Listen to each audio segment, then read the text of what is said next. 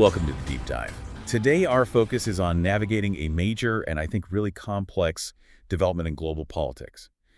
We're talking about the surge of the radical right and national populism across Europe. And this isn't just a political trend we're observing. It feels like a much more fundamental ideological shift. We're going to try to go beyond the simple political categories and really examine these deep shifts in identity construction, in ideology, and look at it at the civilizational level.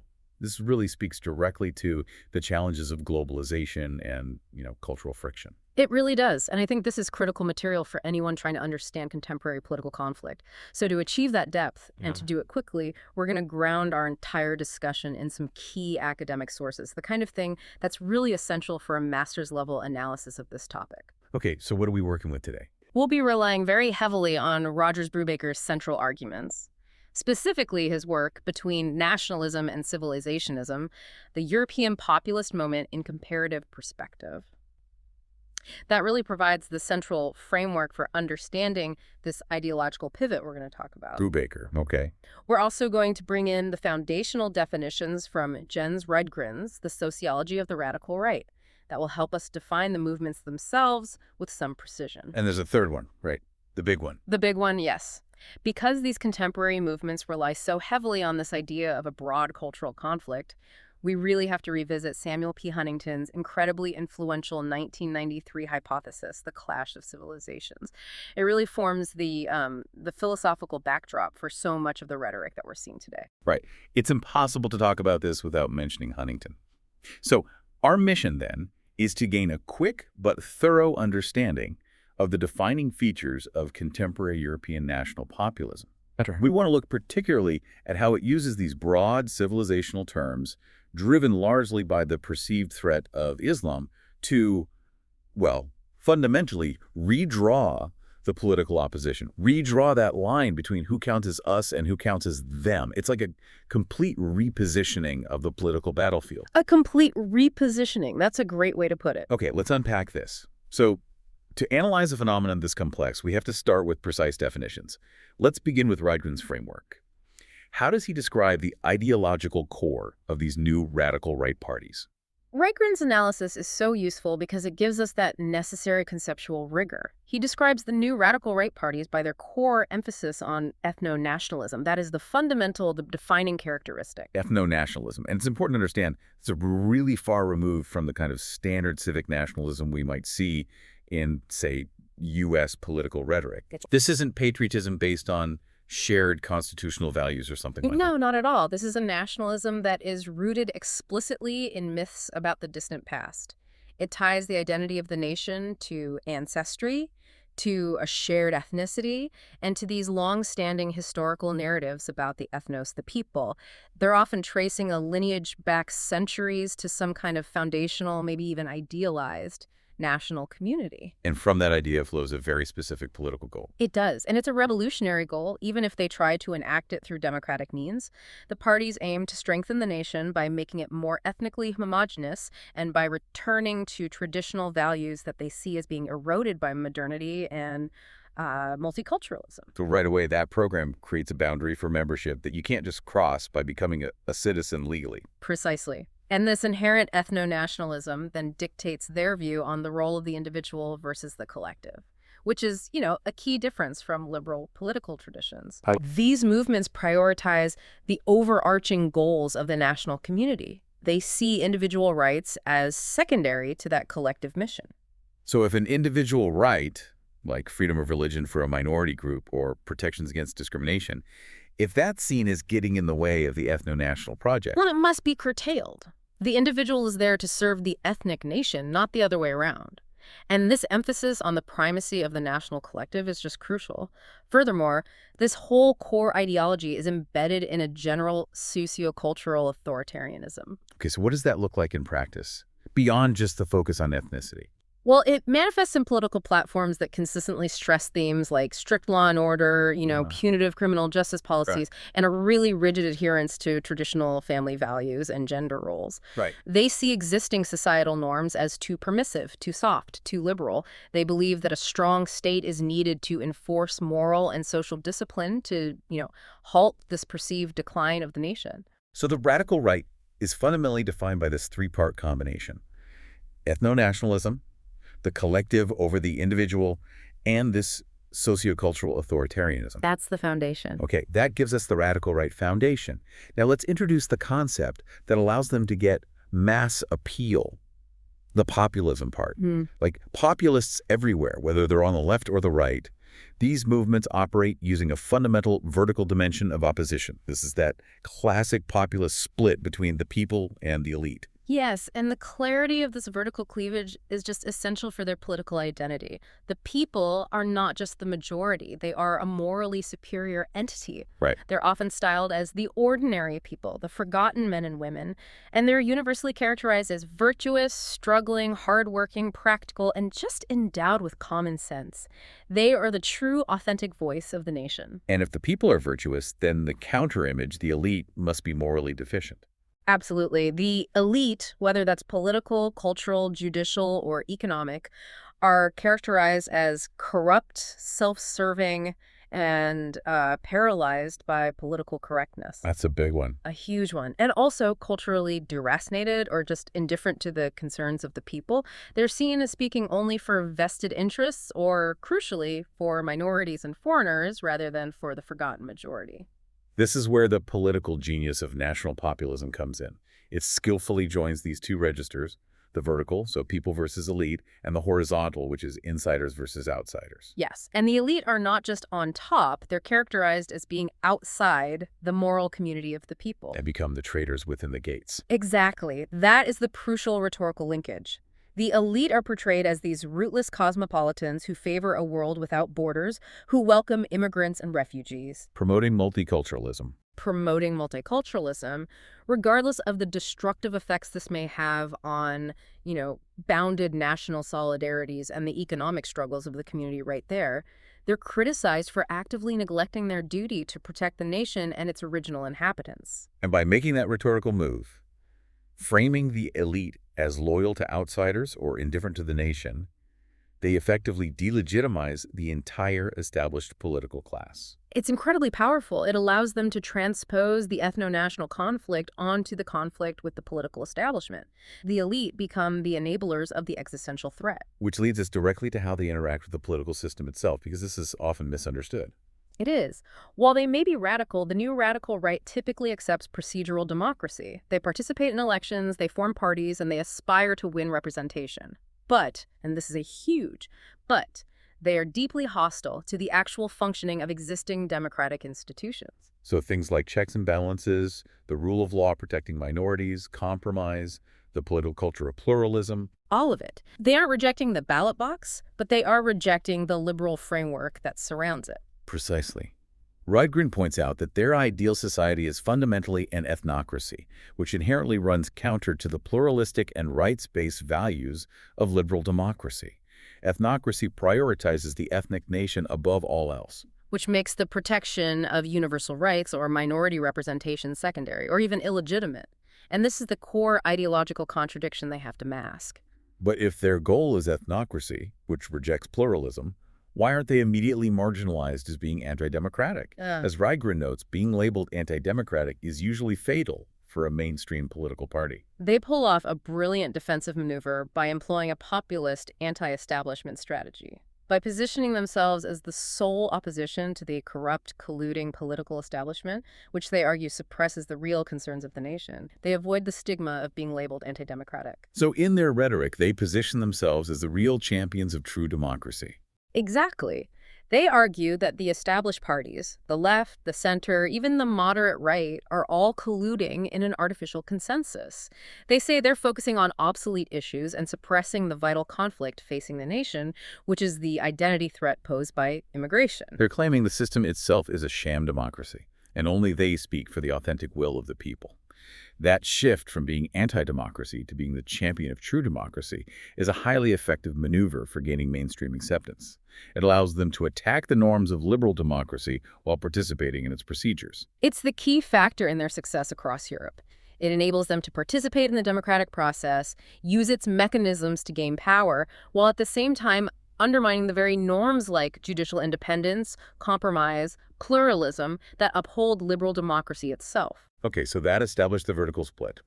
Let's move to the horizontal opposition, that boundary line between us and them. This is where they define people like us against those on the outside who threaten their way of life. And this includes, crucially, the internal outsiders, the people who live in their midst who, even when they're legal citizens, are not seen as belonging to the moral or ethnic nation.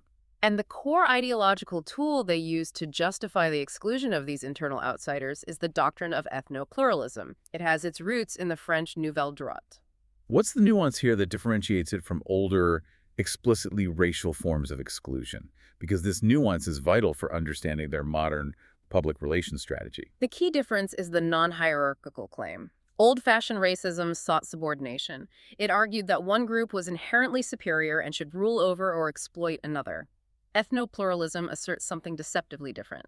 It says that different ethnicities are not superior or inferior. They're simply different, incompatible, and incommensurable. So the focus shifts entirely to the right to difference for all groups, as long as they stay separate. Precisely. The argument is that mixing leads inevitably to cultural extinction, or what the sources call ethnocide. So by framing it that way, their goal isn't domination, it's separation. Whether that means expulsion or the radical separation of communities within the state, they argue this is necessary to preserve unique national characters. Exactly. And this framing gives the radical right a crucial rhetorical shield. They can articulate exclusionary or punitive policies like closing down mosques or restricting immigration, not as acts of hate or racism, but as acts of cultural preservation. They're just defending their own unique national character, the right of the French or the Dutch to be French or Dutch undisturbed. It lets them argue, we are not against you, we are just for us, and your presence, however, inherently threatens us. And this ideology translates directly into their consistent playbook for framing immigrants, particularly Muslim immigrants, as a cultural and national threat. Rydgren identifies 4 major consistent frames used all across Europe. He does, and we should detail them. The first and most critical one, which really underpins the whole shift to civilizationism, is the threat to ethno-national identity. Okay. This frame targets Muslim immigrants specifically.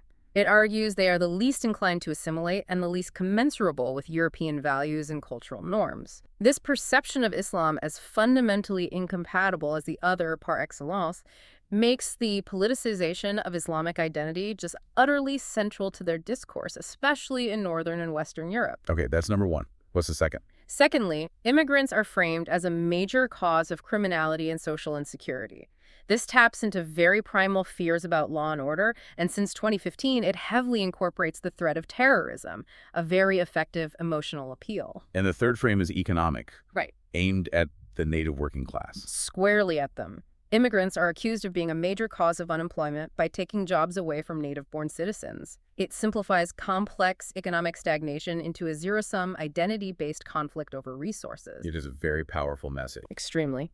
And the fourth frame targets the very pillar of the European social contract, the welfare state. How so? Immigrants are framed as abusers of the welfare state's generosity, which they claim results in fewer subsidies and services for natives.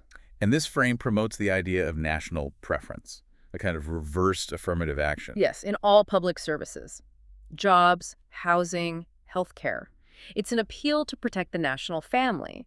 And this argument is especially potent in countries that have really generous social systems. So these 4 arguments, deployed repeatedly, often at the same time, form the core message. They do. They advocate for an ethnic view of citizenship, jus sanguinis, the right of blood, and they fundamentally oppose the liberal model of residential citizenship, the right of soil. So citizenship based on who your ancestors were, not where you were born. Exactly. And while this rhetoric is incredibly effective, we have to acknowledge, as the sources do, that it exists against a backdrop of complex and often, frankly, unsuccessful integration realities across Europe. This isn't happening in a vacuum.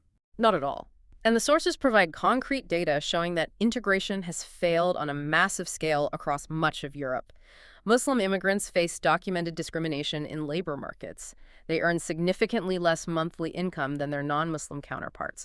And crucially, tragically, these patterns of exclusion do not improve greatly in subsequent generations. So you have the children and grandchildren of immigrants facing similar systemic barriers as their grandparents did, which prevents upward social mobility. It creates a mutually reinforcing cycle. Socioeconomic exclusion and discrimination breed alienation and a sense of otherness. Which is then cited by the radical right as proof of a lack of assimilation. Precisely. The sources describe a twofold failure: Islamophobia and institutional discrimination on the part of European society, and then the tendency for some Muslim immigrants and their descendants to identify more strongly with their home communities or even radical Islam, especially when they face consistent rejection from the host society. And the result is a large, underemployed, often ghettoized population that feels little connection with the host societies, which provides fertile ground for radical rhetoric and, in some cases, genuine radicalization. It does. And the French case study provided in the sources is truly stark. It really demonstrates the scale of this problem. It is harrowing. In France, the unemployment rate for Muslim men is approximately 30%. 30%. That's 3 times the national rate of around 10%. That is profound structural exclusion. And then there's the data on the prison population, which illustrates the resulting societal marginalization. Yeah, that's even more shocking. Muslims constitute only 8 to 9% of the population of France, but they make up more than 50% of the prison population. To have over half of your incarcerated population come from a demographic group that's less than a tenth of the overall population, that just signals a breakdown of the social contract and institutional equity on a dramatic scale. It's a massive failure, and you see the physical manifestations of this segregation.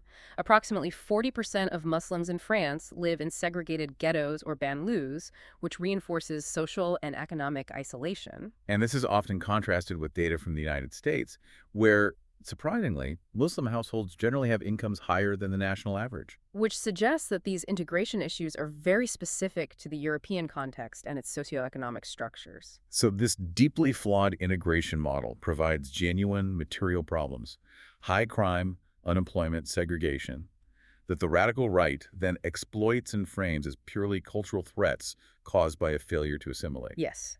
And the governmental response, particularly in France after the repeated terrorist attacks, has only intensified this cultural conflict. The French government has acted aggressively.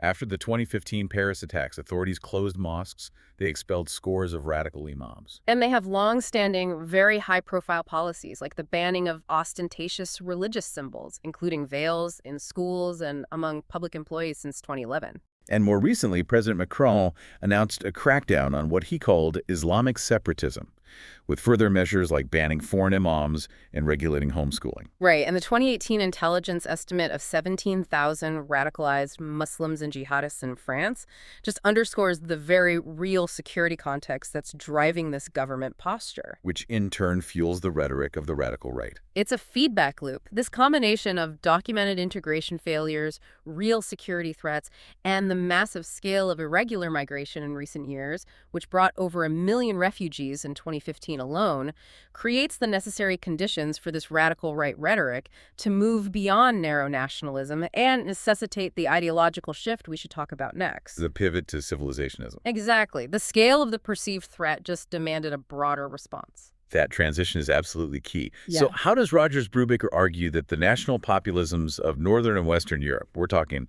parties in France, the Netherlands, Austria, and others, how are they distinctive? He argues they are distinctive because they construe the opposition between self and other in broader civilizational terms, not narrowly national ones. This is that partial shift from nationalism to what Brubaker calls civilizationism. That is fascinating. So why is the national label no longer sufficient for defining the us?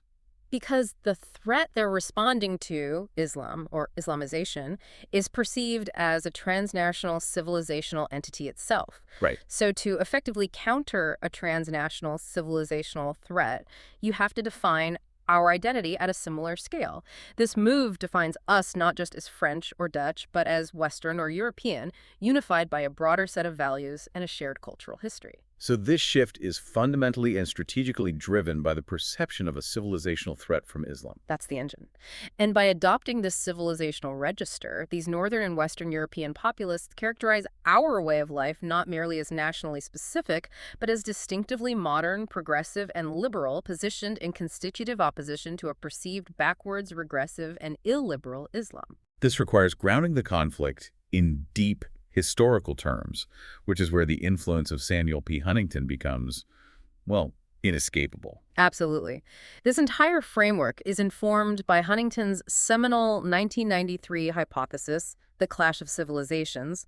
He argued that future conflicts would occur along the cultural fault lines separating civilizations, which he defines as the broadest level of cultural identity you can have. Can you just remind us of Huntington's definition of a civilization? It's more than just a large country block. It is. A civilization, in Huntington's view, is the highest cultural grouping of people.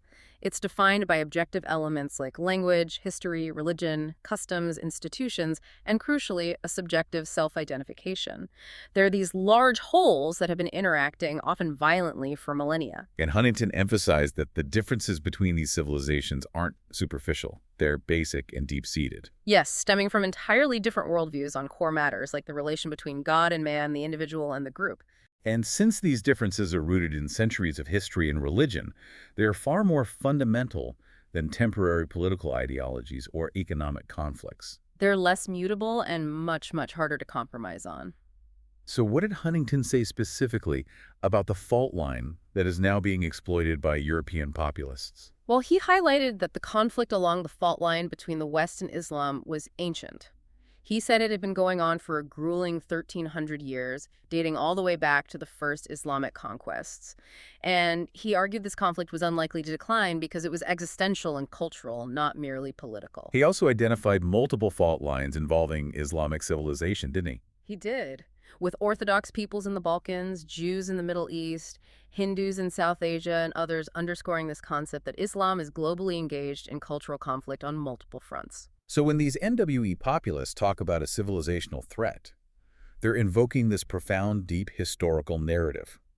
They're suggesting they're not dealing with a simple immigration problem that can be solved with policy, but an epical conflict that transcends national borders. That's it, exactly. And the result of this strategic adoption of the civilizational perspective is a novel and highly strategic ideological configuration, as identified by Brubaker.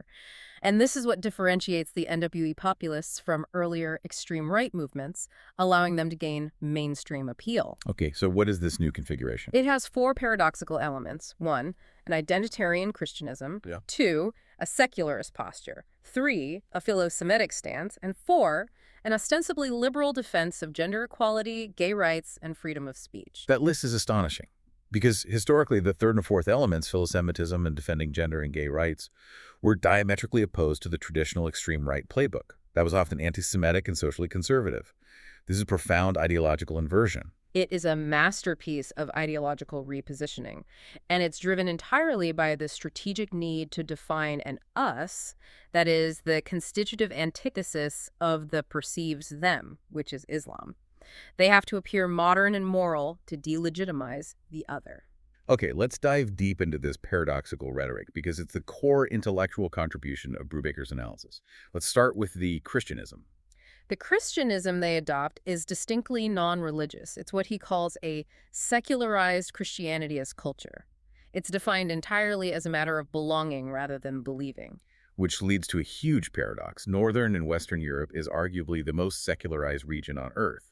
Church attendance is low, there's widespread religious indifference, yet Christianity is being invoked politically as a crucial civilizational identity. The convenience of this framing is entirely strategic. As societies become more secular, Christianity can be represented more easily as a cultural and civilizational marker, coextensive with the West. The argument basically becomes, if the enemy is Muslim, then our identity, by default, must be Christian, even if we never step foot in a church. And this framing allows them to do two crucial things that give them political leverage. Yes. On one hand, it allows Christianity to be privileged as culture, which is acceptable to the liberal state because the state is constitutionally committed to religious neutrality. Culture is framed as distinct from religion. And on the other hand, and this is the vital maneuver, it allows Muslim religious practices to be redefined as culture, and therefore restricted in a way that would be impossible if they were protected as purely religious practice. can you give an example of that? Sure. A law restricting the public wearing of a visible Muslim garment can be framed not as an attack on religious freedom, but as a defense of the secular national culture against an intrusive foreign culture. It's a way of circumventing the constitutional protections that are afforded to religion. This connects directly to the second paradox, the adoption of a secularist posture. Historically, secularism was an ideology of the left, right, directed against the institutional power of the church. Right. And now it has been appropriated by the national populist right and directed squarely against Muslim immigrants. Even though Islam has minimal institutional power or cultural authority in wider European society. Unlike the historically powerful Catholic or Protestant churches, yes. But their visible religiosity is seen as the primary threat. And the sources are explicit about this. The secularism is not neutral. It's a weaponized secularism. Yeah. And you can see that in the specific targets they choose. You can. We see this anti-Muslim stance manifested in loud public opposition to halal food in public institutions, proposed bans on ritual slaughter without stunning, growing opposition to infant circumcision, and, most visibly, restrictions on Muslim women's clothing. The banning of the niqab, the face veil in France, or the ridicule that was directed at the burkini ban in some municipalities, that really showcases this. It does. And in these contexts, secularism is rarely a deep, principled public philosophy. The sources argue it's a transparently anti-Muslim populist stance. It's not religious practices in general that are being challenged. Christian or Jewish observance is largely left alone. It's specifically Muslim practices that are targeted. Exactly. Secularism shifts from being a doctrine of state neutrality to being a threatened value that must be defended against Islamic influences. This is a profound ideological inversion, where the language of the liberal state is used to pursue illiberal, exclusionary ends. Which brings us to the third and fourth elements. Selective liberalism. Yes, national populists selectively adopt liberal rhetoric ideas like gender equality, freedom of speech, even philosemitism, to characterize our way of life in constitutive opposition to the putatively illiberal nature of Islam. They are performing liberalism to prove their cultural superiority. Okay, let's start with philosemitism. This marks a decisive and sharp break with older anti-Semitic extreme right roots. Traditional far-right parties were often defined by their anti-Jewish conspiracy theories. They were. Now, newer parties, or successfully rebranded ones like the French National Rally, formerly the National Front, and the Austrian Freedom Party, actively court Jewish communities. So why do they do that? What's the strategic goal? Jews are repositioned and courted as fellow Europeans and as newly vulnerable minorities who are threatened by Islam. The historical threat that Jews once supposedly represented to ethnocultural homogeneity is redefined. In this new civilizational perspective, they become exemplary victims and allies against the shared threat of Islam. And this move is strategically essential because it provides these parties with a powerful rhetorical shield against charges of fascism or extremism. If they're defending the Jewish community, how can they be anti-Semitic? It's a very effective defense. And moving to the fourth element, they embrace gender equality and gay rights.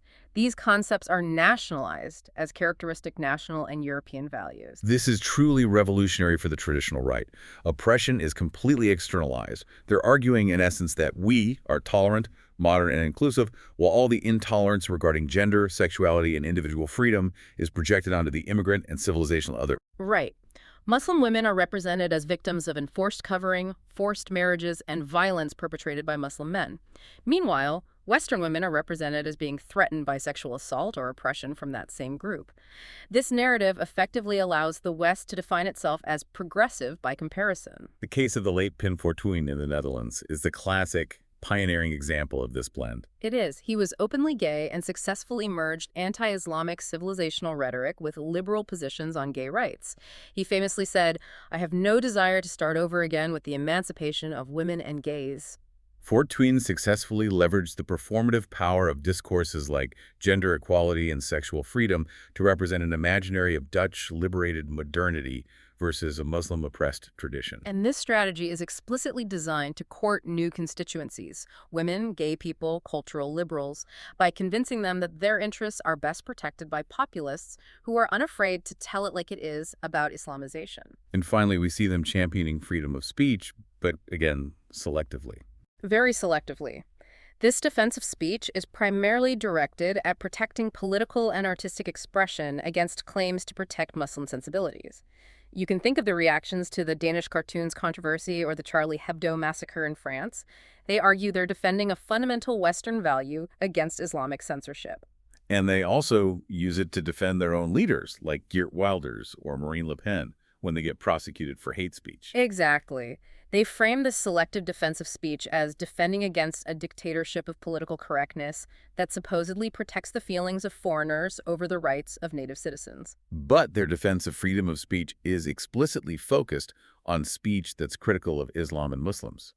They are certainly not opposed to the intensified surveillance and policing of speech that's connected with counter-extremism campaigns targeting Muslim communities. It's a one-way street. This entire configuration, Christianism, secularism, and selective liberalism, is a massive strategic repositioning that makes these NWE populisms distinctively modern and much harder to categorize with older labels like extreme right. This distinctive configuration of Northern and Western European populism becomes so much clearer when we contrast it with other populist movements in the pan-European and transatlantic sphere, as Brubaker does. Let's start by looking across the Atlantic at the Trump campaign. Okay. While Trumpism shares an identitarian Christianism, often articulated with references to one people under one God, saluting one American flag, it differed significantly from the NWE model on two key points: secularism and liberalism. Right. Because the U.S. has significantly higher levels of religious belief and practice than highly secularized Western Europe, Trump's Christianism was secular, but definitively not secularist. That is the core distinction. In the U.S., secularism is often viewed as a threatening political project of the left. It's associated with the demonization of faith and the erosion of traditional morality. So Trump cultivated the religious right by endorsing its religious freedom agenda, which often promises the right to discriminate based on religious beliefs about marriage and sexuality. Which is the precise opposite of NWE populists embracing gay rights as a core national value. The exact opposite. And Trump seemed to relish affronting liberal values and sensibilities, often using language that shocked global elites. He did. Unlike NWE populists, who selectively adopt liberal rhetoric to define our way of life, Trump did the reverse. He repeatedly affronted liberal values in his rhetoric about immigration, women, the media. He positioned himself against liberalism entirely. And on top of that, Trumpism is entirely nationalist. It's the America Firstism brand. So the U.S. movement focuses less on a broader civilizational identity with the West and more on U.S. exceptionalism and American greatness. Right. Its anti-Muslimism is primarily framed as an external security-based threat. You see this in the travel bans, the focus on border security, rather than the internal identity threat of Islamization that obsesses European populists who are dealing with large, settled populations. That strong, isolationist, nationalistic focus, largely divorced from the need to defend a broader European civilization, makes Trumpism distinct. Now, let's pivot to East Central European populism. Let's look at regimes like Fidesz in Hungary or Law and Justice in Poland. Okay. ECE populism, particularly under leaders like Viktor Orban, also utilizes heavy references to Christianity. Orban famously stated that Hungary will be Christian or it will cease to exist. But their political semantics remain fundamentally nationalist. And they use nationalism to criticize liberalism, viewing it as a non-national project. Yes. They argue that liberalism subordinates national interests to foreign models, whether those models are coming from Brussels, Berlin, or international non-governmental organizations like the Open Society Foundation. So in this region, liberalism itself is externalized and framed as a continuation of foreign domination, not a cherished national value. They see it as a destructive import. And crucially, until the major refugee crisis of 2015, Islam was largely irrelevant to national populism in the ECE region, outside of some historical issues in the Balkans. So ECE anti-Muslimism crystallized abruptly in an atmosphere of moral panic. It's focused on Muslims at the gates rather than on long-settled populations. The result is a highly securitarian rhetoric. Their discourse is defined by fear of invasion, disease, and terrorism. It's focused on keeping people out, rather than the internal cultural threat of assimilation failure that you see in France or the Netherlands. The threat is external and immediate. And unlike the NWE populists, ECE national populists directly challenged the suicidal liberalism of the West. Orban and others argue that only the reconstruction of polities on Christian and national principles, rather than what they see as bankrupt liberal principles, can save Europe from its own self-destructive policies. They are outright critics of liberalism, not selective adopters of its rhetoric. So we have these three distinct models emerging from the same global populist wave, each adapting strategically to its local context. You have NWE populism with its internal identity threat, blending Christianism with secular and liberal rhetoric. Then you have Trumpism, with its external security threat, blending Christianism with anti-liberalism and pure nationalism. And finally, ECE populism, with its external securitarian threat, blending Christianism with pure nationalism and anti-liberalism. Those are the three models. This extensive comparison brings us to the final, structural insight provided by Rogers Brubaker: the reversal of contestation. He argues that religion has tended to displace language as the cutting edge of contestation over the political accommodation of cultural difference. That is a striking claim, because for centuries, the era of modern nationalism was overwhelmingly dominated by language conflicts, determining the language of the state, of education, of commerce. Language was the primary marker of national division. Historically, language had displaced religion as the primary focus of contention over the long sweep of European history. It did. But today, the sources suggest the trend is reversing. And the reasons lie in the differing structural affordances or, properties of language and religion in contemporary liberal states that are facing high levels of immigration. Okay, let's break that down. First, let's address the language limitations. Why is linguistic pluralism generated by immigration less politically persistent and robust? The primary reason is that language, while it's essential, is merely a medium of public life. Linguistic pluralism generated by immigration is neither intergenerationally persistent nor institutionally supported in liberal states, unlike it is for historical minorities. So in plain terms, even if immigrants arrive speaking 100 different languages, their children, and especially their grandchildren, tend to shift to the majority language, English, French, Dutch, to succeed economically and socially. Exactly. That shift prevents the consolidation of self-reproducing linguistic minorities, which is really the definition of assimilation. To overcome that natural shift, the reproduction of a minority language across generations would require a massive and expensive state-provided educational apparatus or a territorial regime that constrains choices. And liberal states typically only provide this for historically established minorities, not for recent immigrant groups. Right. So language is a medium of communication. It carries thin normative content, and its diversity erodes quickly across generations without massive, prohibitive institutional support. Okay, now compare this to religion's robustness. Brubaker notes that religious pluralism is more robustly generated, reproduced, and institutionalized. It is. So how is it generated more robustly? Well, beyond immigration, religious pluralism is generated from within. While language change is usually gradual, religious conversion changing your faith is often instantaneous, substitutive, and deeply transformative of your identity. Furthermore, new religious movements, proselytism, and transnational networks actively promote religious pluralization endogenously. They ensure the population is constantly becoming more religiously heterogeneous. And how is religious identity reproduced across generations without massive state support? It requires far less state apparatus than language does. The transmission of a minority religion requires only the constitutional commitment to religious freedom. Unlike language, the transmission of religion doesn't carry the substantial opportunity costs of prolonged, comprehensive schooling or require the state to constantly fund minority educational systems. Right. Religious practices and identifications, often tied to morality, community, and family structure, are far more likely to persist and adapt across generations than simply linguistic competences. Finally, we arrive at the depth of the conflict. Why is religious pluralism likely to generate deeper, more intractable problems, what political theorists call deep diversity, than linguistic pluralism? Because language, again, is simply a medium of communication. It carries thin normative content. Religious pluralism, however, entails deeper and more divisive forms of diversity because religion often involves an authoritative, binding, and comprehensive set of norms regarding crucial societal issues: gender, sexuality, family life, social policy. These authoritative, non-negotiable norms, which are seen as God-given or divinely inspired, potentially challenge the liberal state's monopoly on regulating public and private life. They create direct conflicts over the nature of rights and citizenship. Exactly. Language conflicts are often conflicts over status and access, who gets to speak in public, what sign is on the door. But religious conflicts involve fundamental differences of worldview and principle. They challenge core liberal values like equality and individual autonomy, and they force the state into these really difficult quandaries about accommodation versus restriction. Therefore, the displacement of language by religion as the cutting edge of contestation is not just a passing trend, it's a structural phenomenon.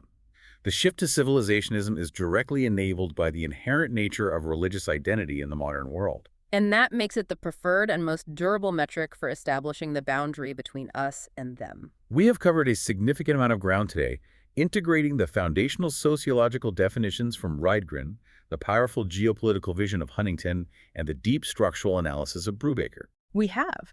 We've established how national populism in Northern and Western Europe leverages a civilizationist frame that is driven by the fear of Islam, enabling them to gain mass appeal. And this required the novel and paradoxical embrace of ideas that were previously foreign to the far right, secularism and selective liberalism, to construct an identity that is the mirror image of the perceived illiberal other. And we saw how this Northern and Western European model differs significantly, adapting strategically to local political conditions compared to the pure nationalism of the Trump campaign and the securitarian anti-Muslimism of East Central European populism. And underlying all of this is that profound sociological shift, where robust religious identity, particularly the politicization of Islam, has replaced language as the primary, most intractable dividing line in the politics of cultural difference. That is a truly vital synthesis for understanding modern identity politics. So here's a provocative thought for you to mull or explore on your own, building on this idea of strategic repositioning. We've seen that the joining of identitarian Christianism with secularist and liberal rhetoric profoundly challenges established political labels like extreme right. Given that these parties often shift their economic stance, moving away from traditional free market neoliberalism towards protectionism and welfarism, which makes the traditional left-right economic spectrum increasingly obsolete for them, and given their reliance on civilizational identity and cultural boundary work, should we stop trying to locate them on a traditional political spectrum and instead view them primarily as agents of cultural and civilizational boundary work? It's a fascinating question. If their core identity is relational, defined by who they are not, then perhaps their political position is less about a consistent, fixed ideology and more about strategic cultural positioning to constantly redefine the moral boundaries of the national community. Which would mean we need a new political compass entirely. Food for thought. Thank you for joining us.